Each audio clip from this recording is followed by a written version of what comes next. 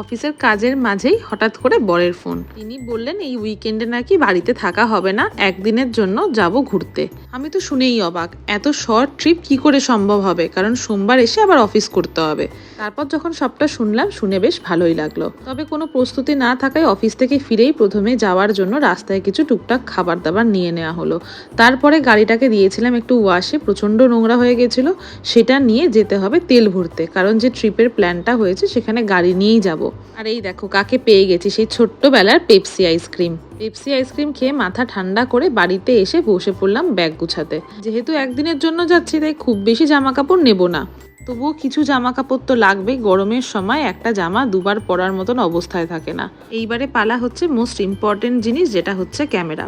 কোন ক্যামেরাটা নেব সেটা ঠিক করে সবটা গুছিয়ে নিলাম, কারণ কিছু ফেলে গেলে হয়ে গেল। কোথায় যাচ্ছি আর সেখানকার সমস্ত ডিটেলস তোমাদের সাথে অবশ্যই নেক্সট ভিডিওতে শেয়ার করব।